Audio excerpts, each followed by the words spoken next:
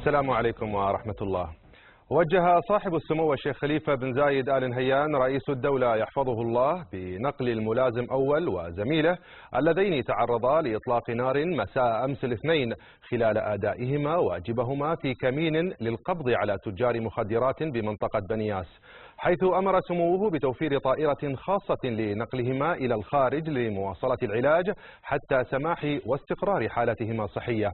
جاء ذلك خلال الزيارة الثانية التي قام بها الفريق سمو الشيخ سيف بن زايد آل نهيان نائب رئيس مجلس الوزراء وزير الداخلية ظهر اليوم للمستشفى بغية الإطمئنان على حالة عنصري التحريات، ونقل سموه لهما تحيات صاحب السمو رئيس الدولة حفظه الله الذي تابع مجريات الأمور لحظة بدايتها. وأكد الفريق سمو الشيخ سيف بن زايد آل نهيان أن أي فعل إجرامي يعرض حياة أي من حماة القانون للخطر لن يلان من عزيمتهم وشجاعتهم في مواصلة العمل على ردع من تسول له نفسه المساس بأمن المجتمع واستقراره. وشدد سموه على عزم الداخلية مواصلة الجهود وبلا هوادة لاجتثاث آفة المخدرات مهما واجهنا من تحديات ومخاطر.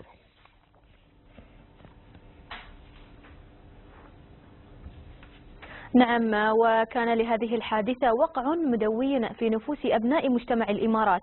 علوم الدار انفردت بصور الحادثة في هذا التقرير.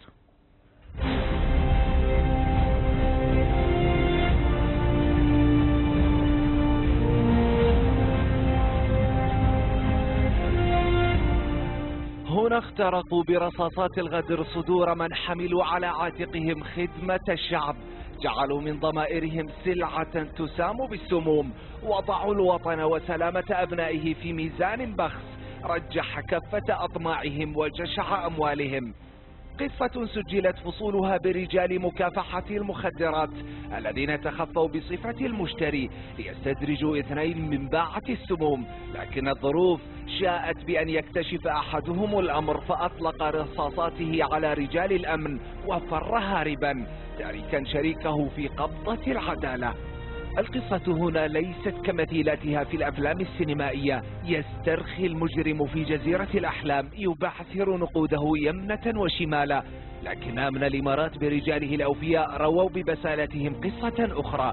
فبعد أقل من ساعتين قبض على الهارب في منطقة الميدان بالشارقة في أثناء محاولته الهرب من البلاد. الشرطة المجتمعية بادرت بدورها بتطمين أهالي المنطقة بعد انتشار حالة من الهلع والخوف. جزاهم الله خير، ما قصروا وريحونا بصراحة. أول شيء خفنا يوم سمعنا عن الحادثة، بس بعد ما لفهم ريحونا بيض الله وجوههم. هذه لفتة يعني صراحة خلينا مطمنين ومرتاحين، أمن موجود، نحس بالأمن إنه موجود وما نخاف على أنفسنا ولا على أهلنا ولا على أولادنا. رجلا الأمن اللذان تعرضا لنيران الغدر، إحداها استقرت في المعدة والأخرى في الرجل، أسعفا في مستشفى المفرق، حيث اطمأن سمو الشيخ سيف بن زايد آل نهيان نائب رئيس مجلس الوزراء وزير الداخلية على سلامتهم، مشددا سموه على عزم الداخلية مواصلة الجهود بلا هوادة لاجتثاث آفة المخدرات وملاحقة تجار السموم مهما واجهنا من تحديات ومخاطر.